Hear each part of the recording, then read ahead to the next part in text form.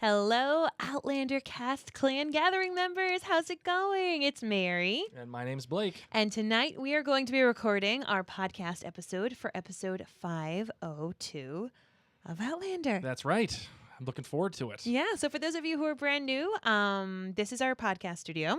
Welcome. And we are going to be podcasting Blake and my reaction here live. And then later this week on Wednesday night, we are going to be coming back to the Clan Gathering for another live podcast episode. And that one is completely dedicated to you. It's the listener feedback episode. So what we would love here for tonight is for you guys to get really comfy and chatting with each other and joining on in. We will not be able to interact as frequently with Facebook live comments for this episode, but we do that a lot on Wednesday night episodes. Just because this one is more of Blake and my take on the episode, and then we want to hear your take on Wednesday. But where can we be pulling that information from? From everywhere. Any one of our platforms, whether it's Facebook, it's here in the Clan Gathering, or it's on YouTube, or OutlanderCastClan.com, OutlanderCast.com, MaryandBlake.com, Mary and Blake Facebook. Anywhere you can look up Mary and Blake, you can put your feedback there. Or you could even do your feedback via voicemail. If you just go to OutlanderCast.com, hit the voicemail button, you'll see there's a little button for SpeakPipe. It's the choice way to go. Or for those of you who are members at OutlanderCastClan.com, you can actually do video messaging that will appear up right here. Get out. Right there. You can do video messaging for us. Just go to OutlanderCastClan.com and you'll see the option. Oh my gosh, that is really exciting. So yeah, we're pretty high tech here. We are high tech. And speaking of high tech, tonight Blake and I are going to be trying to do something brand new. So as you know, we're here live in the Outlander Cast Clan Gathering. And as we said, we're trying this out to be doing it right here, right in the clan. To keep it here in the clan, we do need you all to be having your conversations going in the comment thread. So feel free to watch, but also ask each other questions. Ask each other what they thought about a scene. Give us your feedback, your opinions. Remember, we keep things spoiler-free here in the Outlander Cast Clan Gathering. So if something didn't happen in the show that did happen in the books, we want to keep that on the DL. We don't want to spoil anything for anybody, nor do we want to shame anyone for not reading the books. So we don't keep that here. Because I'm one of those people. Exactly. So the thing that we're going to be trying new tonight is, in addition to going live right in the Outlander Cast Clan Gathering, we are going to attempt to go live on Instagram. On Instagram Live. So if you see me touching my phone a lot, it's because I'm checking in to see how things are going on Instagram as well for the first time. Those people are going to be like, who are these jabronis? I know, like, what are we doing here? So that's that. I'm kind of nervous about the Instagram Live because we have 115,000 followers. So that's a pretty big deal. But you know what? It's going to work, hopefully. Wish us luck. Hopefully it doesn't crash the whole thing. Maybe you can join us there and help us out with the people who don't really know us that well there. Yes, that's what I'm hoping for. So we're ready to make a podcast here, okay. Marvin. You ready to do that? I am. All right, so we're going to ask about 10 seconds worth of silence. It's just us getting what's called room tone, just to make sure that everything is okay. And that's it. We got people from Pennsylvania, we got Virginia, we got middle of nowhere, Ohio. I mean, we got people everywhere. A bunch of our friends are here. I love it. So that's the deal. We're gonna have 10 seconds silence just to get room tone, and then we're gonna make a podcast. So Kendra, you can jump over there if you want, or you can hang out here. We're going to see how it goes. I know. Hopefully it works. Unfortunately, we didn't test it prior to doing all this. We just said, hey, let's do Instagram Live. Let's just do it tonight. Screw it. We're going to have fun. With over 100,000 followers. Yeah, so we'll see. We'll see how it works. All right, here we go. 10 seconds of silence, please.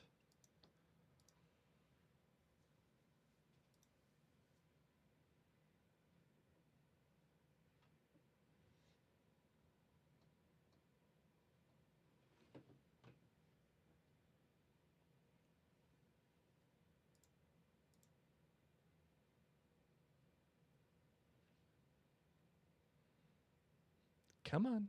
We're waiting for Instagram to start. Let's see if it starts. Cross those fingers, guys. Thanks for waiting. Thanks for waiting. This is awkward. Oh, come on. Let's start. It's saying it's starting. Yes. I'll just riff. We can riff. Okay, so let us know where you're all tuning in from. Let us know. Oh, it says we're live. It does say we're live. It does? Let's see. It's showing live. Okay. It's showing it's black. We're black. We're back in black. Oh, we're Yeah, we're there. Okay, good. Oh, Yay! there it says. Okay, good. How meta. Well, right. well, welcome Instagram. We are live. Mary, Yes. take it away. Hello, clan. This episode is brought to you thanks to you all, actually. Thank you so much for supporting Outlander Cast throughout all of the very long Droughtlander and into this season. Head on over to OutlanderCastClan.com if you'd like to help support the show, help support the podcast, and receive all different types of perks that only official members of OutlanderCastClan.com will get at their disposal. So here, my friends, is to another fantastic season of Outlander. My godson's right. We need to bide our time. The chief's told us that we cannot return to Hillsborough. Well, there's good reason. Can you trust him, Murtha? But how can I say he takes our side? He's walking between two fires. And you, wavering between two fires. Our cause on the one hand, and your godson on the other. Where will your allegiance lie when the time comes to fight? We pray it does not come to that. If it does, we'll be ready. I have no say over my godson. And he has no say over me. But he stands with the crown. No, he stands with his people. And I stand with mine.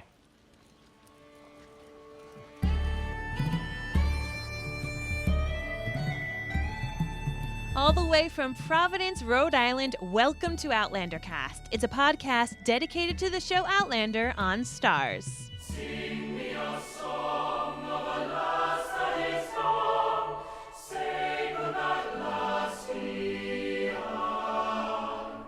Mary of soul, she sailed on a day over the seas to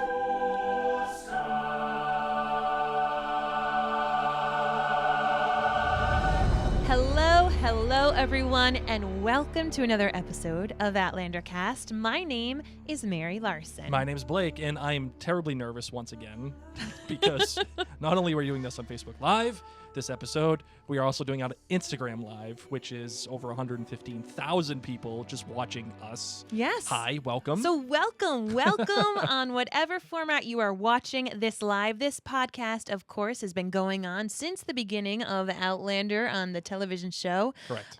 So you can always check out our previous episodes. But today, we're really excited to be talking about this particular episode. It's had a lot of chatter. A lot of chatter, which any episode of Outlander has, but this particular episode, it's been exceptional. People love it, people hate it. Yep. There's very few in between, and we are excited to talk about it with you here. I can't say I never, but I haven't seen this much, this much like fervor in the this much division in the Outlander universe. In a while. In a while. Yes.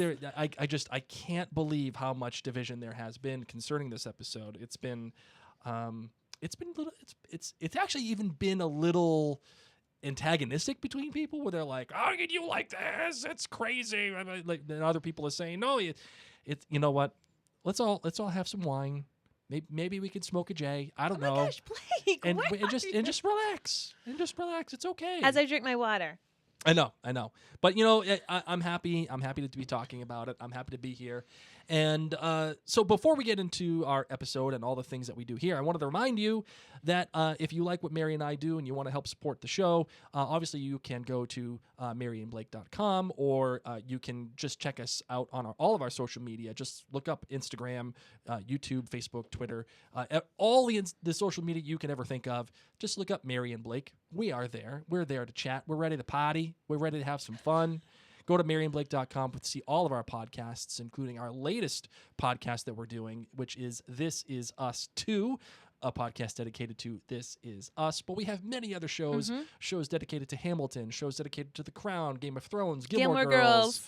It's all over the place, and we're even doing blogs and blog series concerning The Handmaid's Tale.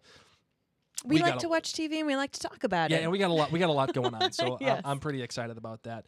But before we do anything else, Marvin, are you ready to get into this fantastic episode? I which thought it truly was? am. Oh, and one other thing too, we are, as we have for the past 2 seasons, having a finale party. Yes. I want to remind everybody that we are having a finale party, and it will be here in our hometown of Providence, Rhode Island. And we want all of you, yes, all of you, even 117,000 of you on Instagram, to come to Providence and enjoy our wildly popular finale parties. They've grown out of my expectations. Agreed. It's been wild. It's been crazy. Of all the Outlander nerds, we had about 150 people last year. We can definitely fit more. All the Outlander nerds getting together, having fun, watching Outlander, the finale, having some booze, listening to some good music, and just chatting, having fun. So consider that, and it will more than likely be hopefully May 3rd. Oh my gosh, if May it is, I'll 10th. be so excited because that's my birthday weekend. Hold on tight, guys. Hold on correct. tight. So we'll see. We'll have some fun. And remember, we're having the finale party in May, and we're gonna be all getting together. All right, Marvin, you ready for this? Yes, I am. All right, let's do it.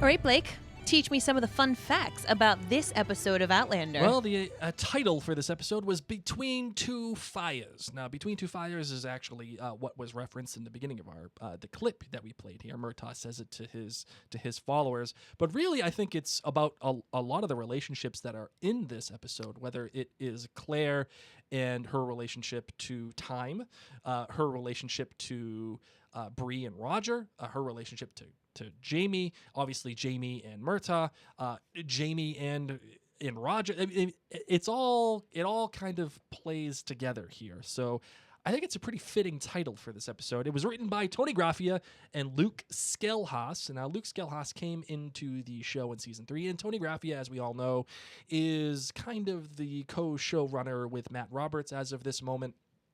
And she's been on the staff since season 1. Now, Tony has written many of my favorite episodes.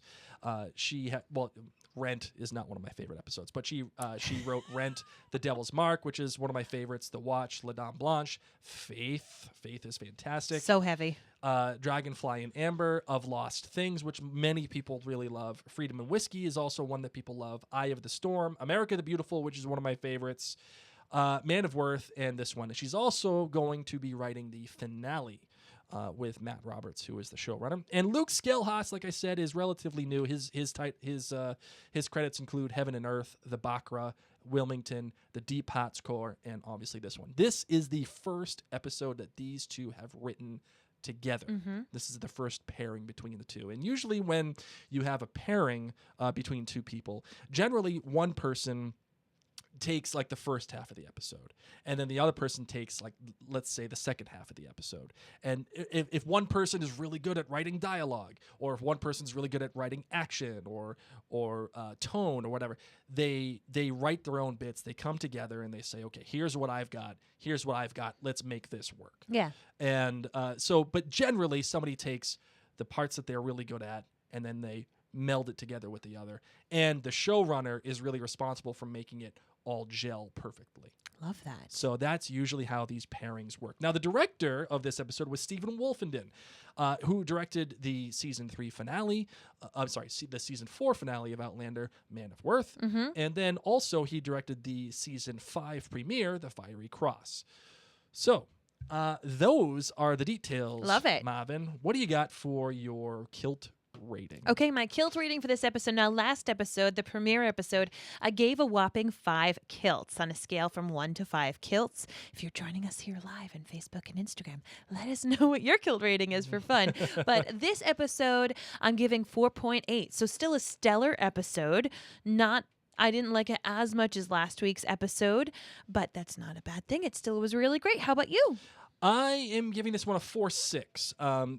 Like you, Mary, I liked this episode. I did not like it as much as the premiere. Listen, come straight out. I'm Okay. gonna come straight out and say I'm a Tony Graffia guy. Yes, you ever are. since her writing on Battlestar Galactica.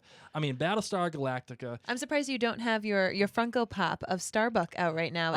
I was thinking about doing it. Okay. I was thinking about doing it. But yeah, I ever since her time on Battlestar Galactica, I've loved her. She is, despite what many people think or have said as of late, she is a world-class writer. And she's written many, many, many, many great episodes of television, especially on one of the top 5 shows of all time, BSG. Yes. So I'm just going to put it out there. But I think the thing that I really like about this episode, even the tone, while the tone of this episode was okay, like it was a lot of up, a lot of down, and in between. I still think what Tony did was that she captured and she managed to get all the little things that make Outlander special and highlighted them, whether it's the time travel aspect of it, the medical drama of it all, the pure relationship building of Outlander, and why we actually care about these people. I think she did a really good job considering all of the story that she has to cram in. That she has to cram in. Yeah, there's a lot. So- a lot of things needed to be laid down in this particular episode. So while I didn't like it as much as the premiere, Agreed. I did quite like this episode. What's Agreed. your GBG? Okay, my GBG, and for those of you who are new here, are good, are bad, and are great for the episode. If you're joining us live, we want to know your GBGs.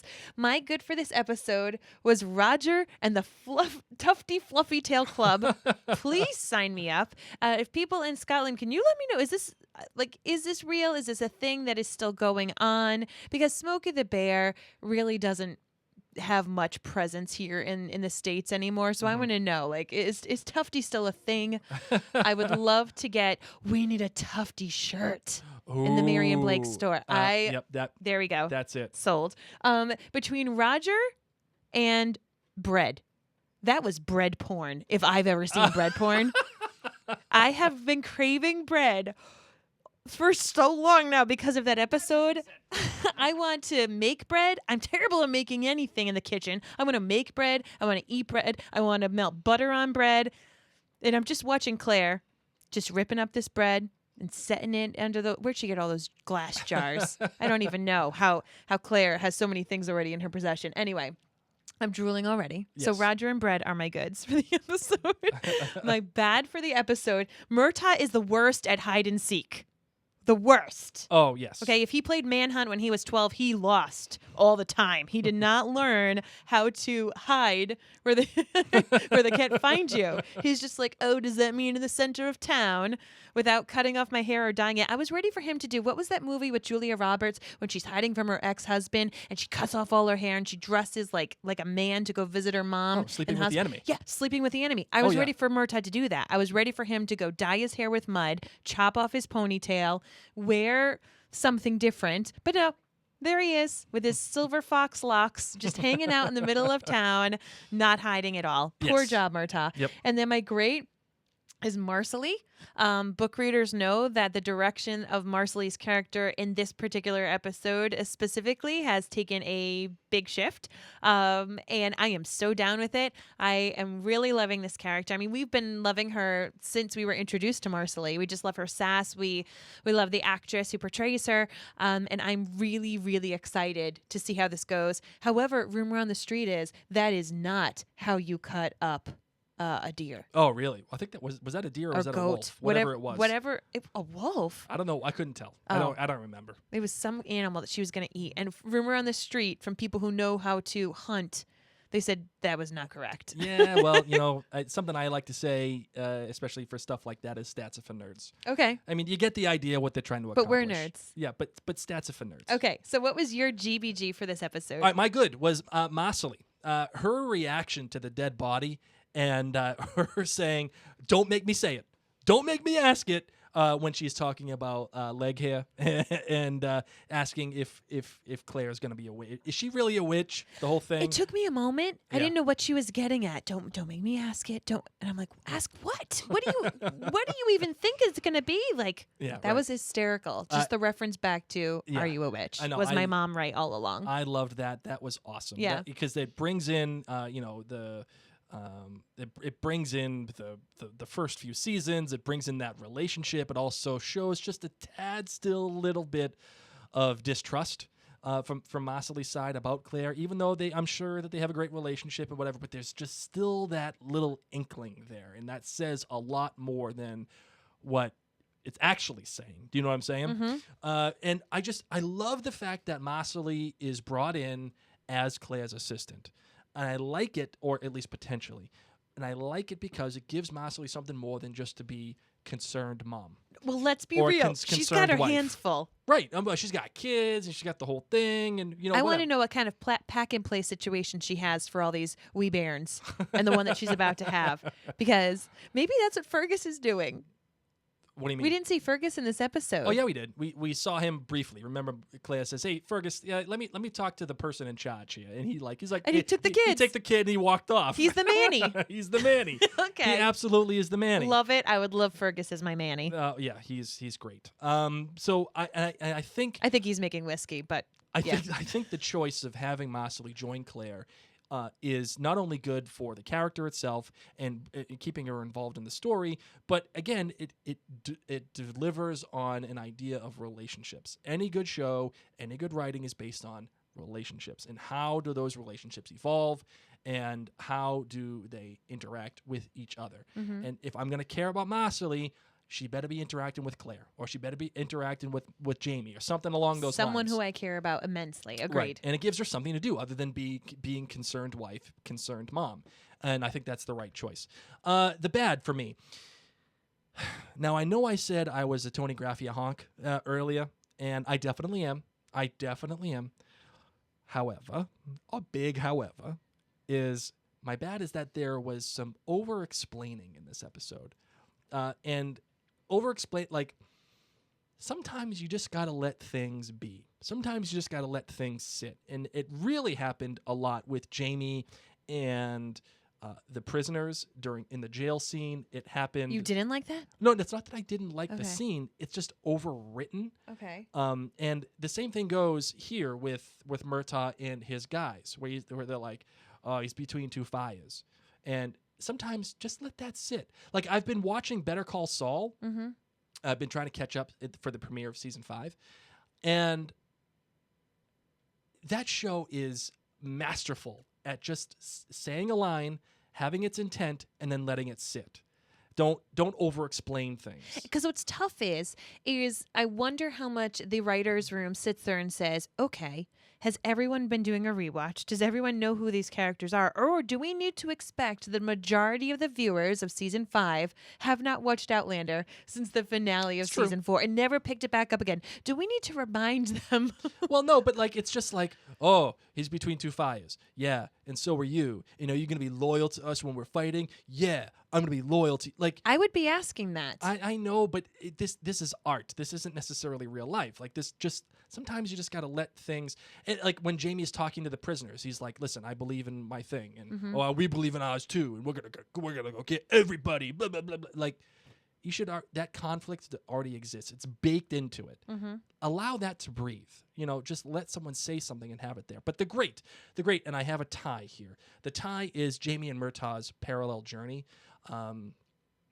Both of them are in between, like the title says, between two fires. They're trying to navigate this very thin red line of being loyal to each other and loyal to their causes, loyal to their families, because you can see the regulators becoming somewhat of Murtaugh's family now. They have to navigate this thing and hunt each other, but not hunt each other at the same time.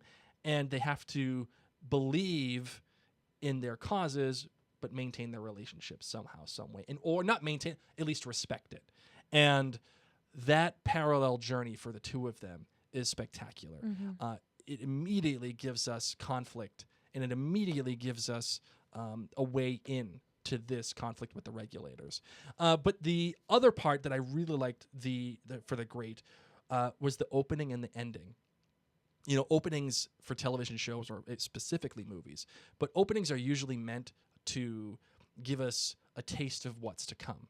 And this episode, the opening with the little figurine, well, not little, but the straw man catching on fire, and ransacking the town, and it's Murtaugh, and it's tarring and feathering people.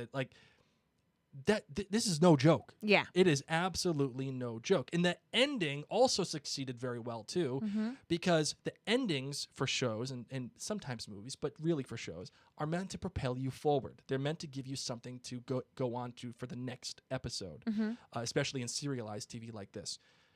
Ending with Stephen Bonnet, who's just as crazy and just as violent and just as ugly as what we saw in the beginning, and ending with it. And him saying, "Oh yeah, we're I have to live up better because I'm a father now." Like, This was like, oh, you had fun at the wedding last episode? Guess what? right. Stuff's getting real. So I would say that the ending and the way that it began and the way that it ended gave us a real sense of what's to come, and it's propelling us forward. Because of that, it was fan-freaking-tastic. So what do you got, Marvin? Let's dive into this bad boy. What do you have? Okay, well, I just need to get something off my chest. Okay, what do you got? There were several things that I was looking very forward to from the book that did not happen the way that I thought they were going to happen in this episode. They took them and they were like, we're going to acknowledge something, and then we're going to go a different direction. And it kind of reminded me of in the first book and in the first season when Claire fights a wolf. And, it really, we just hear like a little whoo in the distance at that moment. That's like the nod to the book readers. So I really enjoy the little moments on the ridge. I really enjoy the moments of the interaction of all the people who are on the ridge. I love a lot of the things that happened with Roger, and I just needed to get that off my chest because when I thought what was going to happen this episode, some of my favorite little moments that I love and I savor, they happened differently, and that's okay. And I just have to get it off my chest, and I feel like a lot of book readers feel that way. So I am looking at this episode saying, all right, I love you, book. I'm putting you aside because a lot of things are different. And that being said, it was like creme de menthe all over again. Oh, whoa. And the fact that Claire goes crazy, okay? Claire's like, I need to cut people open. I'm a crazy scientist. In the sense that you can't do these kind of things, Claire. Why not? Because people are going to think you're crazy. That's why she's doing it in secret. Honey, did you see Mrs. Bug just walk on in talking about bread? Luckily, Claire's door is locked right now. That's what I'm saying. But is it a key lock? Like, can she lock it when she's not there? There's a Don't hell know. of a lot of people on that ridge. And don't here's just this cadaver flayed open, okay, just ready to go. Got a sheet on it. Like a, not all the time. It's like a chicken, a rotisserie chicken. There you go. You get to check him on out. And I love that she's now doing it when Jamie's away. Like, part of me wonders, did sneaky little Claire be like, I've got a dead body, and Jamie's not going to be around for a little bit, so he won't get mad at me like he did in Creme de Menthe. Yeah, no, I am out on this creme de menthe thing. It was an entirely different situation. She was trying to save the guy. No, she wasn't trying to save him. She knew he was a dead cause. She wanted to rest assured that she was right, because it is important to Claire, and it would drive her bonkers if she didn't check, because she knew she could check and have a quick little thing. I don't know. I'm out on that. I'm out on the comparison. Listen, this is a guy. Mm-hmm. His family just buried him. Roger's saying to They're Rox. gonna put him in there later anyway. What does it matter? That was just, he didn't have the little heart on his ID saying, sure, you can I'm use an organ my, donor. Yeah, I'm an organ donor. You can use my body for science. And I just think that it's Claire with what I appreciate, and I don't like blood. I would never be a nurse. I would never really want to care about these kind of things. It's just I get so grossed out by it. But I'm just so I'm impressed by Claire's determination that the science is so strong in her that she says, "Screw it." Yeah, that's what I like about this. Claire doesn't. It makes me uncomfortable. Claire gives 0 Fs. Her Fs account is on overdraft. But she's especially doing it, I think, because Jamie's not home, and he would have reprimanded her. I would probably tend to agree with you on that one. In fact, he would have said, "I'll get you a. Why don't you practice on the deer outside that Marsley's cutting wrongly?" But the thing I like about it is that Claire and this is something that I want to put a pin in this conversation just a little bit. But the thing that I like about it is that Outlander has been a show that has obviously been dedicated to time travel, and that's part of the show, the time travel aspect of it all. And there are repercussions to the time travel aspect of it all, right? So I think because of that, because of the time travel aspect of it all, there have to be repercussions, and there have to be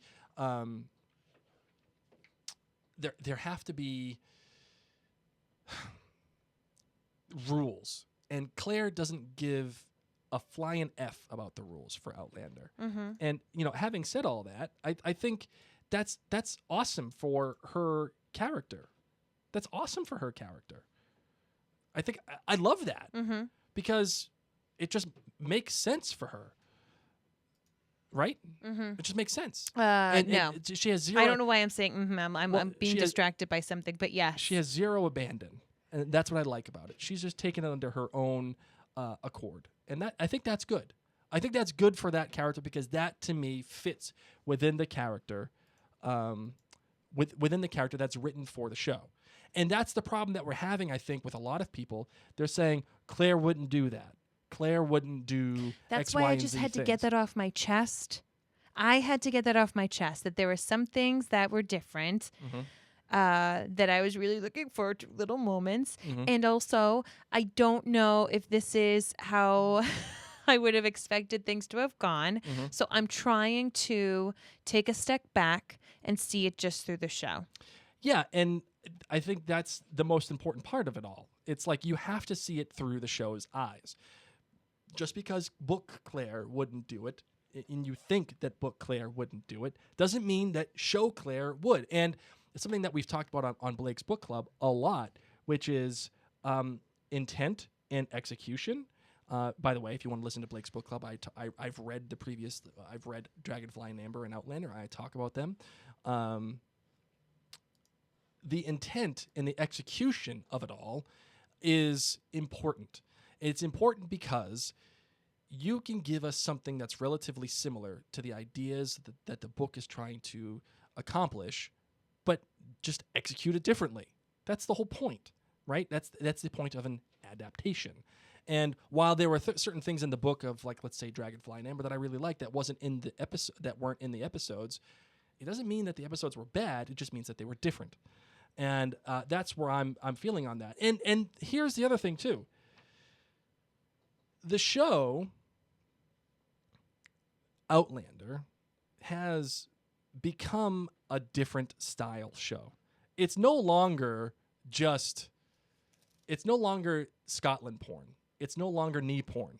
It's no longer let's see the beauty of Scotland and horses and like traipsing around and fighting the English. Listen, it was not lollipops and sunshine. What I'm saying is the show has evolved into something else entirely. It's now become a colonial period piece, essentially, right? It's become something that is completely different from what it used to be. Correct. And the reason why that is because of Jamie and Claire. The first few seasons became what they were because you were trying to make sure that Jamie and Claire were going to be together. How were they going to get together? Were they going to get married? How are they going to stay together? Is she going to go back in time? Is she going to go back to Frank? That's what that's what the show was. But now Jamie and Claire have their own healthy, viable, beautiful marriage. They're stable. They have kids. They have grandkids now. The show has to do something else on top of all of that now. It can't just rip Claire and Jamie apart, be like, okay, this is our show. Outside forces have to come in, like the war, the regulators, disease, all this stuff. And it has to maneuver around those things. Would you say that the episode would do that? Or this episode has done that properly? Creating this new endeavor, this new journey? Yes. I don't know. I will come back to you on that comment in a few episodes to see how I feel. I enjoyed this episode. Once I removed myself from my previous feelings and watched it, I feel pretty good about a lot of this. Okay. But I will save my judgment about this new journey and this new route that they're taking probably till the end of this season. And then I'll let you know how I feel about it. I will say that surgery must be so stinky, and I don't think anybody appropriately acted like a stench as they entered that room. Yeah, I don't think it was clear as to how much time had passed. No matter what, a dead body's a dead body. Yeah, but I mean, it starts to smell probably within A day. 24 It to was 36 hours. It was at least during that time. They had to still bury him, all that stuff. I was nervous. I will tell you this, with the reactions that people were giving online, I was afraid that it was going to be some next level chopping. I was afraid it was going to be like Sweeney Todd. You know, and she was like, "Oh, Marcy, I see you're really good with a knife. Come on in here." Because everyone was saying, "Oh my gosh, Mary, I don't like blood. I don't like blood. I don't usually like the surgery kind of bits." So I was prepared for the worst. And it was just the cadaver, most of it. They just open, ready to go. Sure. I was okay with that. And that's fine. Mary was like, "Oh my God!" Like she was reacting similarly to Marcelly. She's like when it all first happened. You mean Brie? To Brie, I'm sorry, to Brie. Yeah. Yeah, not Marcelly. I apologize. I wasn't saying Claire's a witch. Yeah. Yeah. And I loved Brie's honest reaction, like, "Oh my, oh," and you know the whole thing. What did you think about Brie trying to convince Claire? All for naught, really.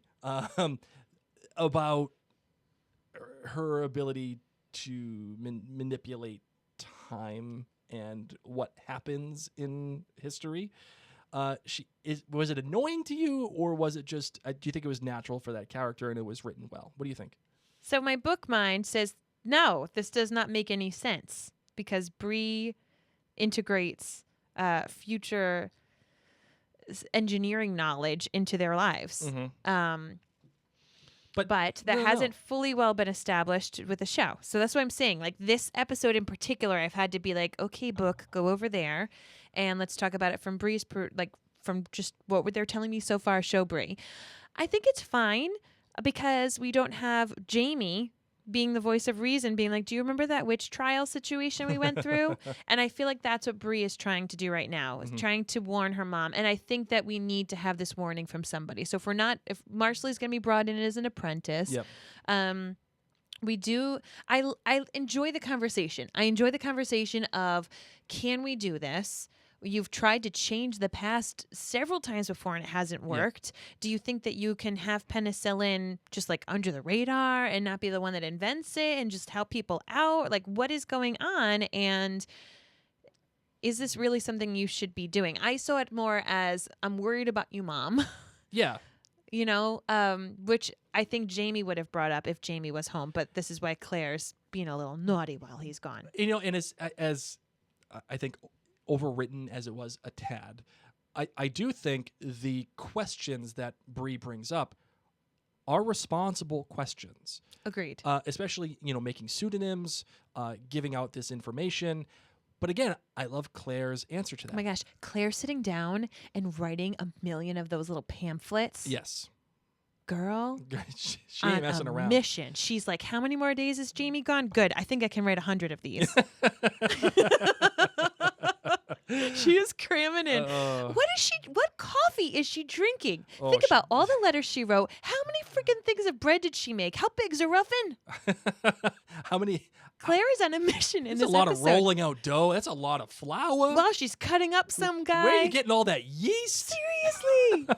Oh my goodness. Are you using active yeast? Are you using passive yeast? Like, what are we doing here? I think she's just so excited. This is Claire's passion. Aside from the love of her family, this is Claire's passion. And she has felt stifled for so much of her life because she was female and, you know, through all these different things that she's gone through.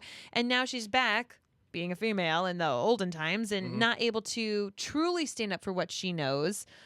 And she's got this hunger inside of her to make such a difference. Right. And I appreciate that in Claire. Claire, you're going to get yourself in trouble, Well, that's honey. what Claire does. I know.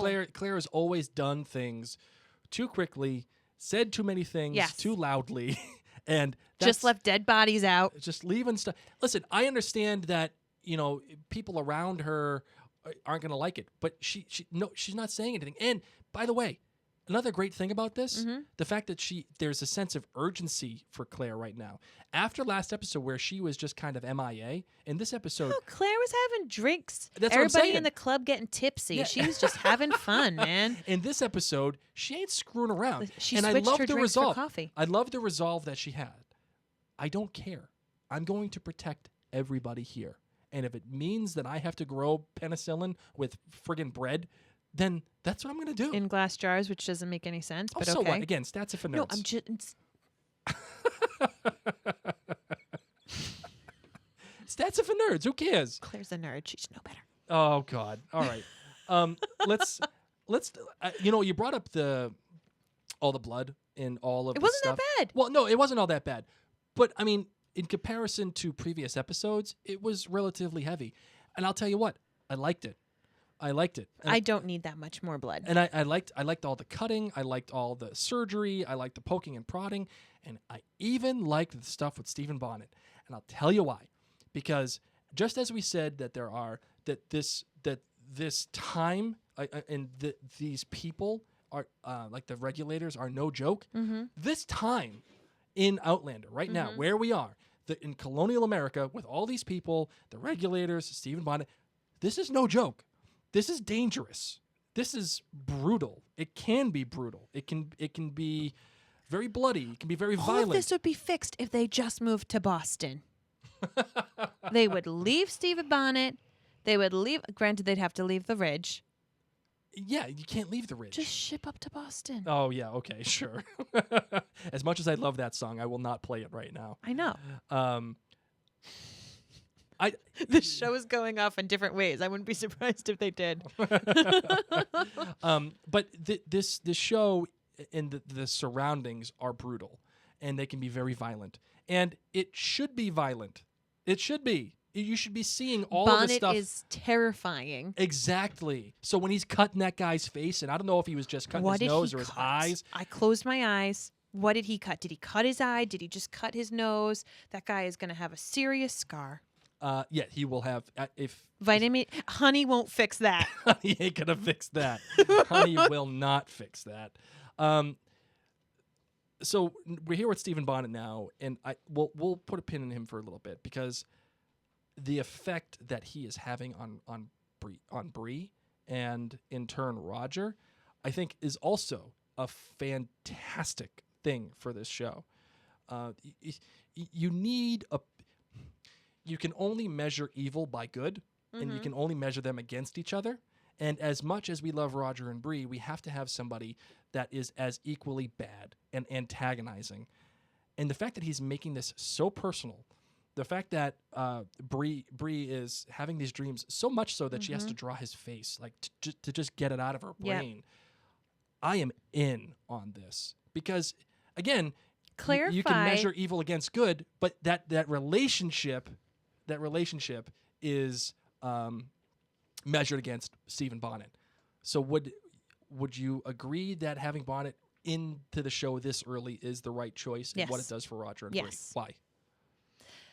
Well, we already got notice that Bonnet's around, and Bree already heard it. So, yes, if we had the episode with her drawings and Roger finding it, which I loved that, by the way, that would still be okay. But I like to know where he is, rather than just a whispering that he's around. I like to see what he's up to. I like that we got Pippin back. Yeah, we got Pippin. Dude, it's no coincidence that Pippin's going to go in business with Stephen Bonnet. If only he knew that his lady love that he was wooing, that this gentleman defiled her. Right. Oh my goodness gracious! Seeing that combo, and seeing that whole scene, I felt so uncomfortable. You forget with last week's episode of The Merriment. I forgot how on edge Bonnet makes me feel on screen. Yes. Reading him was one thing. Seeing Bonnet on screen has been a completely different experience for me. And I am happy they brought him in because it gave me that anxiety that I felt like I could be in Bree's shoes. I find I have a hard time connecting with Bree on screen. And, you know, we obviously know that she's going through this and she does have some PTSD, but by seeing Bonnet in that fight, cutting whatever he cut, nose, eye, whatever, everything, it gave us a little, you know, kind of viewership PTSD. Sure. I would agree. But I think that's a good thing. I think that's a good thing as viewers because, you know, I've always said that Black Jack Randall was my favorite character in Outlander.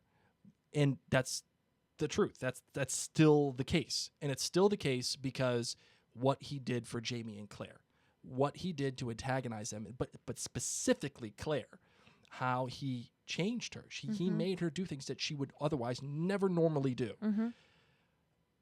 And not only did he affect the character, but he affected the plot in meaningful ways.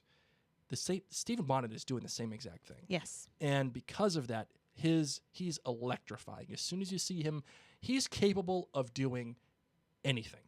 Mm-hmm. And that wild card aspect of it makes him a fantastic character. And a sociopathic character, just like Black Jack Randall, but in a different way. Mm-hmm.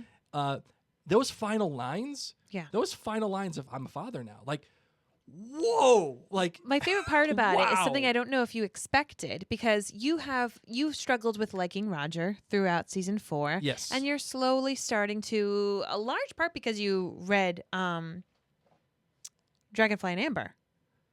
So you've gotten to yes. know some more book knowledge of Roger, but still show Roger you had a little distance with.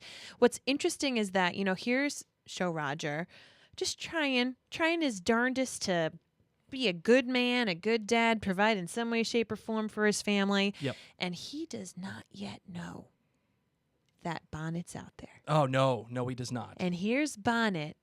I'm a father now. Oh. What is this going to do to Roger to help him feel like he can take care of his family? He can't even shoot Tufty Fluffy. How the heck is he going to shoot Bonnet? Oh, Tufty Tufty, what is the name? Tufty Fluffy Tail? I'm like, whatever. I don't care. I can't wait to make the shirt. I'm so excited. As soon as this podcast is done, I'm making a Tufty shirt. Well, speaking of, I have a spectacular outlandish theory about Roger and all of this, so I'm going to leave that there. People on Facebook are telling me it's okay to cover it. I don't know enough about moldy bread. I eat it too quickly, guys. I don't let my bread get moldy. Stats for nerds again. Stats for nerds. The Roger in this episode again, they're in major triage still. They're definitely attempting to fix Roger, whether it's him singing to the baby or it's him being there with Brianna and like just loving on her and she loving on him, and then even also seeing the sketch of Brianna's and still not saying anything.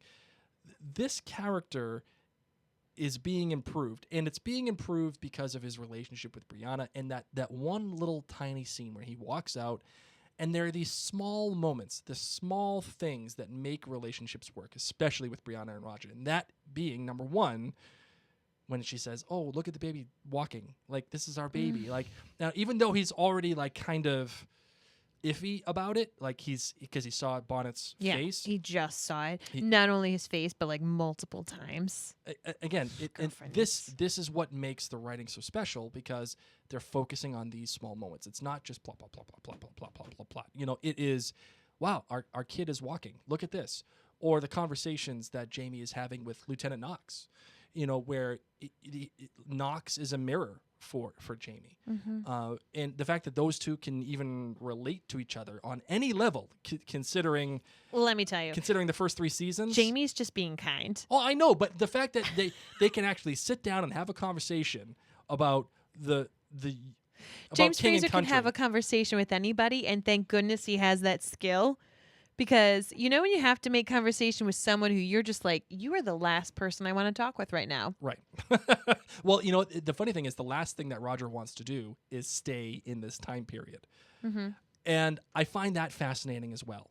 I find that fascinating because we're having conflict on multiple levels here, but Roger's relationship to time and where he wants to be. He knows he's useless. He can't shoot Tufty, whatever the heck the friggin' name is. He wants Boston cream pie. Tufty Fluffy Tail. Tufty Fluffy Tail, sure. He knows that he can't do anything. and he knows I'm just better off being in the future. Let's go back to the future, right? What are we doing? That relationship dynamic between the two is spectacular. And then what do you think about Claire being like, hey, I think you guys should go back to the future too? Yes, yes, yes, yes, yes, yes, yes. As a matter of fact, this is what I'm going to play. Bam! Just like that. A winner! Yes, because Claire is taking her oath of protecting everybody and keeping everybody safe very, very seriously. She knows that Roger is he's an LD, okay? It's LD. A limp. Oh my gosh, yeah. Blake! No, people don't talk like this. Well, he is, and that's okay. But she knows it, and she knows that they're all better off in the future. So, in keeping with her oath of everybody came here because of me. I didn't ask anybody to come here because of me. I didn't want anybody to come here because of me. I came here for myself. And I like the fact that she acknowledged that. I think that's excellent. What do you think? You know, once again, just like stepping back out of book into the show, I love it. I love the fact that she really is worried. She just saw some gentleman be poisoned and also die from something that could have been a quick fix if it was in the future. Mm-hmm. And now she has this grandbaby. You know, Claire, as I said, Claire went from drinking all the whiskey in the earlier episodes, making all the bad choices, to now I think she's having too much coffee and is making, you know, her brain's going a million miles a minute trying to think how she can help and heal as many people as possible. This is one of her life's passions. And now there's this wee bairn in her life who could, as she said, get a simple cut. Right. And she can't. And that's it. The guilt that Claire will have if anything happens to these members of her young family, when she knows it could be something that she could prevent, will, in my opinion, would be too much for her to bear. Yeah. Yes. It's too much for her to bear, and I think it's too much for Roger to carry. I think it's too much for him to carry. Except Bree's all set. But Bree's the tough one, and Bree knows how to shoot. She does know how to shoot. He knows how to ride. And her reasoning for keeping them in the 1700s is, well, we're not gonna have to worry about car crashes. Well, yeah, I know, but Blake, her dad died in a car crash. that was my next thing. Okay, I was sensitive. I was gonna say that to Frank. I loved the underpinning, the underlying meaning of that conversation, which is Frank died in a car accident, and she's very sensitive to that. But yeah, I know you're not going to die in car accidents, but you got 15 million other things to worry about that you wouldn't have to worry about in the future, like measles. I don't know, like typhoid, like anything that you could die of in Oregon Trail, you're going to die of at Fraser's Ridge. It's going to happen. Oh my gosh, all those ailments. That game gave me so much anxiety when I was, 8? So nervous. So, you know, I'm loving the dynamic between Claire and Roger. I've always loved that dynamic on show, especially on screen. I've loved seeing Claire and Roger have little moments to themselves. Yeah. And it is great as she's an advocate of his to Jamie. Now, Jamie, let's get with poor Jamie. Jamie, who has no idea what mad scientist Claire's been up to right now. I love Claire for it, because honestly, I would do the same thing in my own way. I wouldn't be doing medical things, but if you were gone for a while and there were things that I wanted to do, I'd do them while Blake was gone. Of course you would. And I would not sleep. I'd be up all night breaking all that bread, forging up letters left and right. This is one of the things that I love about Claire. Gosh, she's such a determined woman. So poor Jamie. Jamie's out now with all these red coats. Okay? Lord John Grey, if he only knew how much time Jamie was hanging out with Lieutenant Knox, he'd be so jealous. Right? He'd be like, what are you doing? Jamie's probably thinking, I can't believe I have to make conversations with this dope who's just like, is that how you feel? And then Jamie just does it right back to him. Did you love that? I did love that. And Et tu, Brute? You can see Jamie manipulating Knox. Jamie clearly is, even though Knox is, an officer in highly ranked within the British Army, He's a total dweeb. He is a dork. He reminds me He's a total dork. of the guys in the Pirates of the Caribbean, the ones who like watch the boat sail away. Yeah. And they They talk, start arguing with each other and while Jack Sparrow's making taking off with the boat. commandeering the boat. The commandeering guys. Yeah, That's yeah. what I picture him like. Yeah, abso-freaking-lutely. Oh my God, when he stabbed that poor man. Oh, Yeah. And that got me more than the autopsy. why? part. Like what about the stabbing? What do you think it was? Did you think- like it in general for TV aspect? I love Jamie Fraser so much, and I think I connected so much with Jamie in this episode, not on a personal level, like I've gone through these things, but I just sat there, and we all know how Between Two Fires Jamie is, and how he has to be acting this part, like actually sleeping, eating, drinking with these people, and yet trying, he tries to go in there first. Right. He tries everything he can. He's desperately hoping that Myrta has learned how to play hide and seek. Okay, and he knows that Myrta sucks at hide and seek, so he's probably one of the three caught. He's doing everything he can to do this juggling act that knows he's going to fail at. Mm-hmm. And when the gentleman was pierced, I felt for Jamie.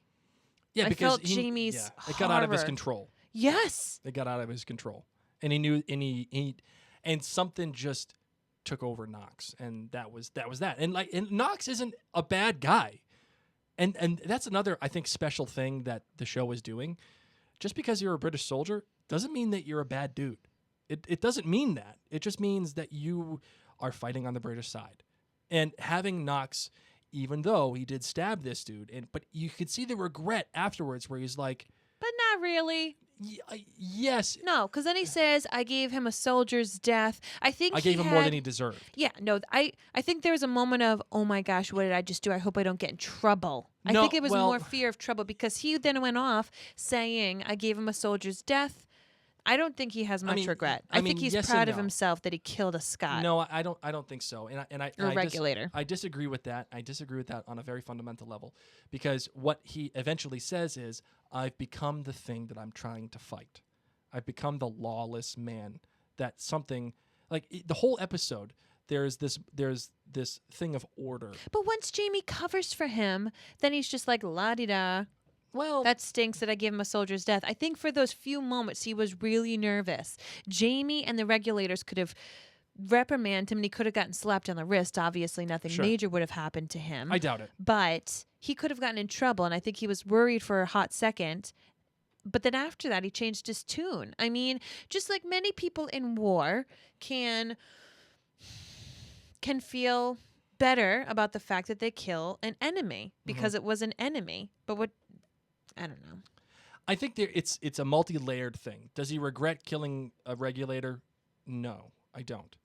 But I think what he does regret is that he regressed into what he's been trying to combat. And when Jamie says to him, "You just killed a man without a fair trial. What are you doing?" There's honest regret there. There's honesty there. I think he has a code that he's just trying to do the right thing in terms of what he's trying to uphold. And again, and in the conversations with Jamie, he's not a bad guy. He's trying to give money to the people. He's trying to. We have a duty to help these people. This guy would not be my friend. I'm not saying he's the best person on this planet. He ain't the best person on this planet. But the only reason why any of this stuff with Knox works on any level is the tension that's created because of Jamie's relationship to the guys that are the prisoners. Jamie has. Those were the guys that he tried to convince to help settle the ridge. Mm-hmm. The implied tension, well, not even implied, but the actual tension of these two recognizing Jamie recognizing them, knowing that they're part of the regulators, knowing that they know who he is and his relationship to Myrta, the whole thing, it is very intense. And that's the only reason why the stuff with Knox works, because again, you have to measure it against that tension, and which is one more reason why keeping Myrta alive and having him be the head of the regulators is the absolute right choice. How much longer do you think Myrta will be alive for? I say by halfway through the season he's dead. Okay. Because I think the regulator thing has to. You can only do so much when it comes to this regulator thing, in my opinion, in terms of TV. And you have too many things happening. You have the regulators and you have Bonnet. You have Tryon. You have all of these things all happening at once. The regulators have to get resolved because you can only stretch it out for so long. Because, the rebellion of the regulators wasn't all that long to begin with. So how are you going to stretch it over the entire season, right? Eventually, there's going to be the Battle of Alamance. Eventually. Spoiler alert, okay? It's going to happen, all right? And once it happens, that's going to be the end of Murtaugh in some way. That's going to be the end of him in one way or another. And because it's progressing so quickly, I guarantee you it happens at about halfway through the season. And then the rest of the season will be dedicated to the fallout with Tryon and the fallout with Stephen Bonnet and how he's going to interact with Roger and Bree. Guaranteed. Put Larson, capital G, Garantos. Okay, right there. That's what's going to happen. But the tension of it all is what makes it right. And it actually quite reminded me. Remember the movie The Town? No. No, the one with Jeremy Renner and Ben Affleck, and they're in Boston, they're in Charlestown. Nope. Well, there's the scene where the girl that Ben Affleck is dating, they robbed her essentially. They robbed her. And she recognizes a tattoo on Jeremy Renner's the back of his neck, but she doesn't see it because they eventually have lunch with her. And Jeremy Renner and Ben Affleck are sitting there, even though they just robbed this girl recently.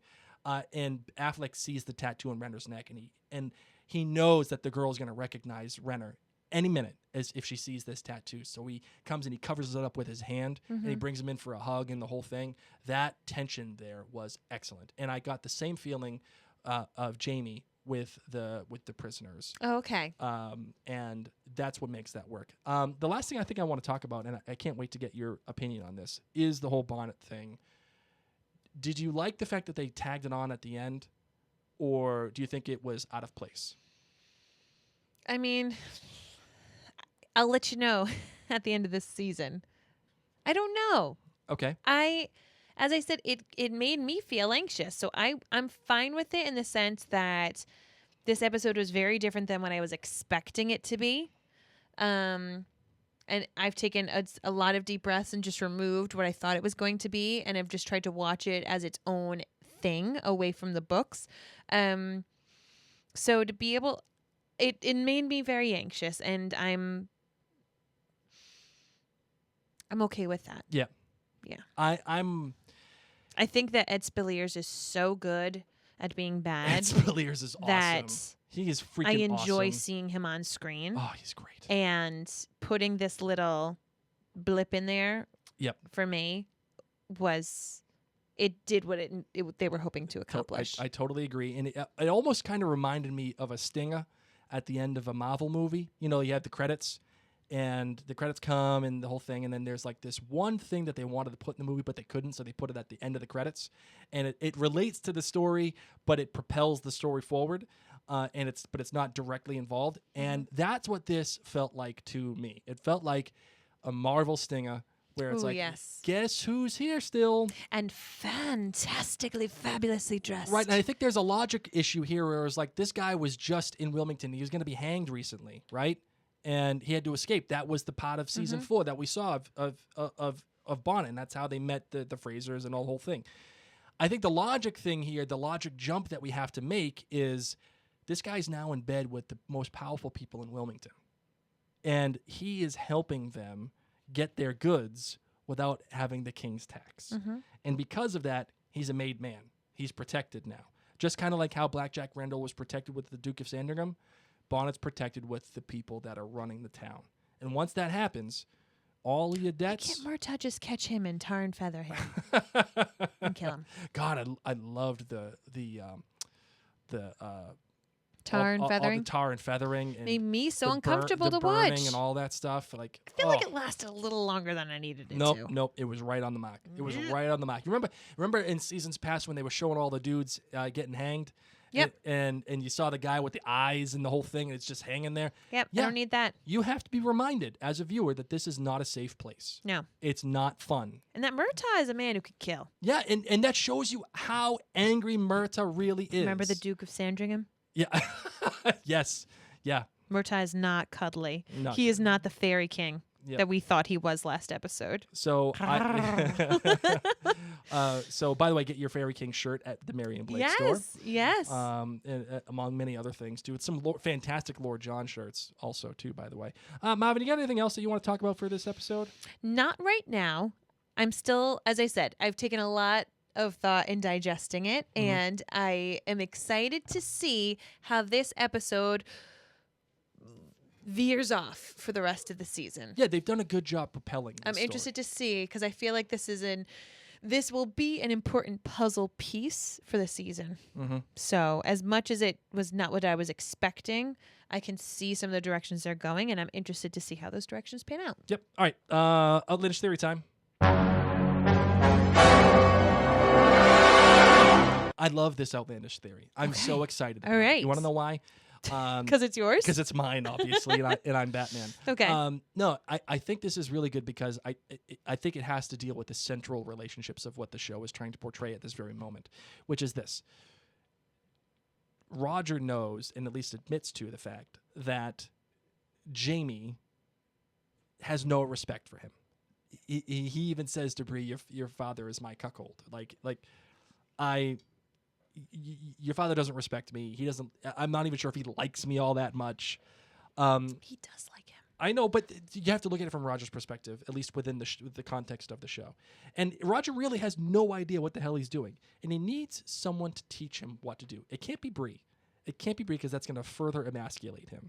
And I'm not saying that she shouldn't teach him. I'm just saying, as a man, it really, and as a show, it can't be her. So it has to be Jamie.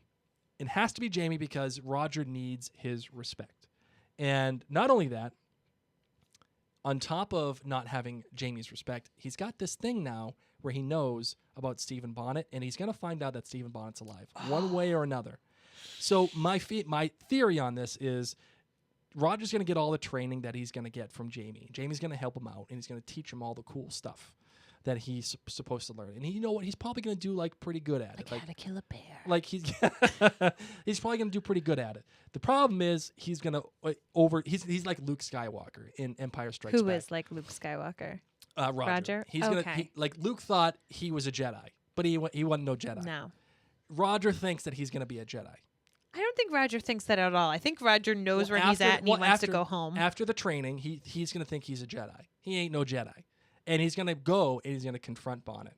And Bonnet is going to hand him his butt. And it's going to be a problem. And that's why it was so important to see Bonnet fight the guy during the girl fights. During like the fight club, the girl fight club.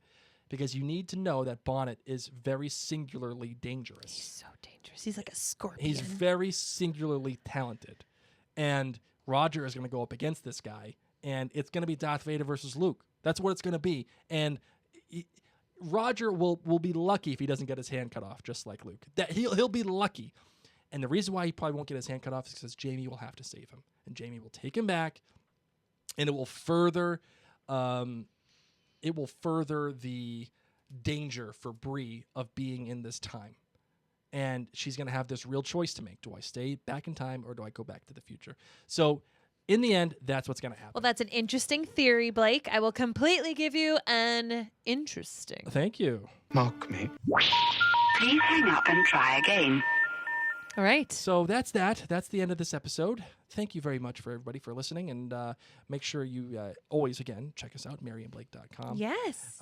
Any final thoughts for this episode, Marvin? Anything that you got? Anything that you're looking forward to? As I said, this episode had people either loved it or they hated it. And it's been very interesting to see where people lay, where they are on that barometer. But I'm excited for next week. Yes. I think next week... First off, Jamie and Claire are going to be back together. And it's always great when they're back together. Yes. So hopefully she won't be doing... Hopefully the body will be gone by then. Because it's going to smell so much. But there's a lot of things that they put into place right now Marcelly. Things that, I'm interested to see where it goes. We trust these people with the show. As we go further into this season, Sam and Kat had more say. From what I've understood, they hadn't had as much say as we would have wanted them to have had at the beginning part of this season, but the latter part of the season they do. So I'm just interested to see where it goes. Sure. I would say that this is not the...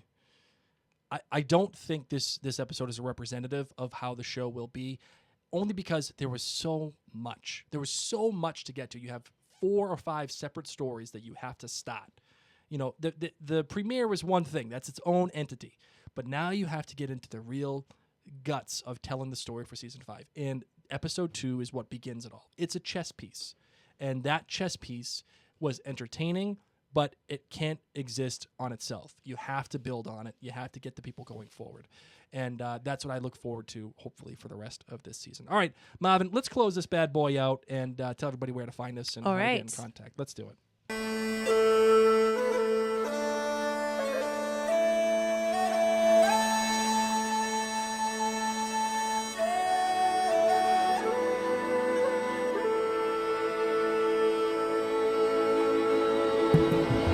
So as Blake said, you can find us in a variety of places: Facebook, Instagram, YouTube, all by searching Mary and Blake or by heading straight to maryandblake.com.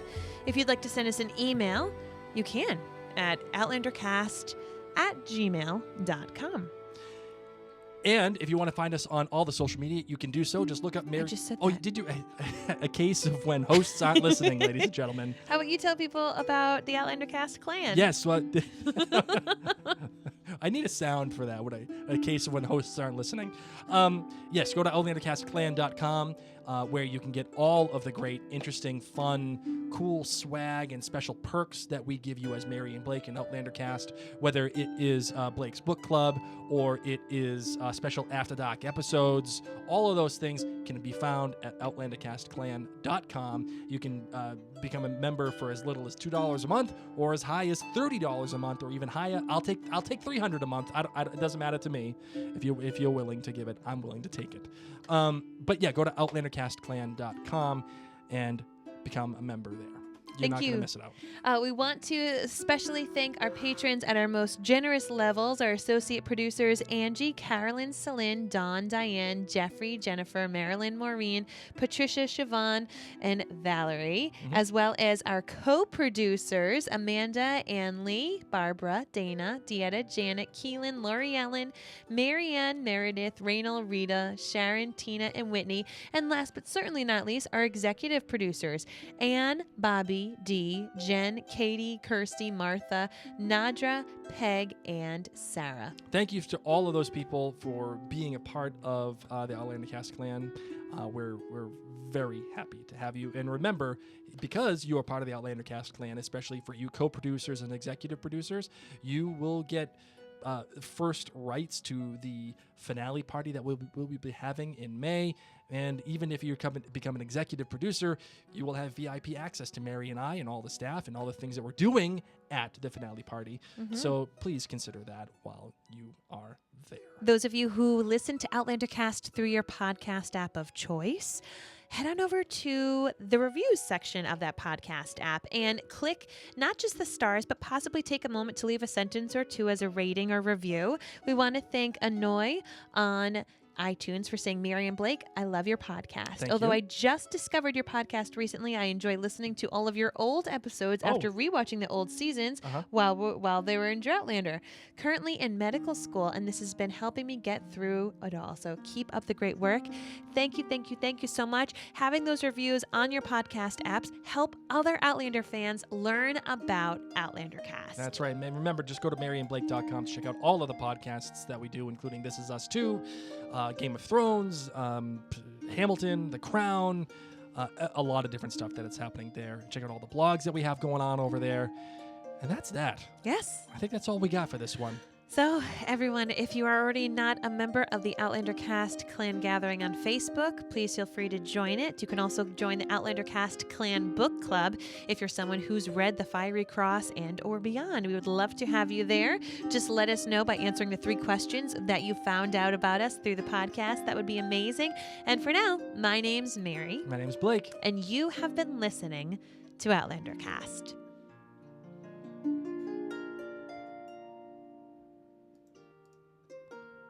All right, the recording of the podcast is done. Yes, we All want to done. also now take a moment to say thank you to all of our friends watching us on Instagram Live. This is our first time on Instagram Live, so if you liked it, shoot us a message on Instagram. Shoot us one of those DMs.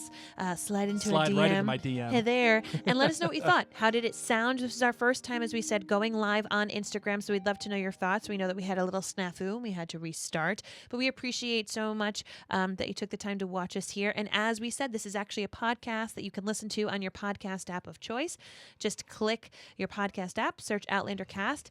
And if you're on Facebook, we would like to invite you to the Outlander Cast Clan Gathering group on Facebook. And those of you who are live on Facebook, thank you, thank you, thank you, thank you. Yes, thank you very much. And we'll be heading over to OutlanderCastClan.com in just a few minutes. Yep. We're going to be doing our After Dark Probably like episode. 10 minutes because I'm going to go pay our babysitter. Yes. Make sure our kids are okay. Yes. And then I'll come back and we will record the After Dark episode. So for everybody here that you want to see the After Dark episode, it's a little bit more laid back between Mary and I. Sometimes we're eating food, sometimes we're drinking, sometimes we're having water fun. right now. I know it's water. But tell right now. people what the Outlander Cast Clan After Dark is because we're on Instagram now too. Yes, so OutlanderCastClan.com, you can see the After Dark episodes. Again, it's just it's a very personal extra episode of Outlander Cast that's more focused on us, the behind the scenes of what we're doing here, and everything that's involved with the production of this show, but also like our thoughts that we either forgot or didn't get a chance to get to in the actual podcast itself.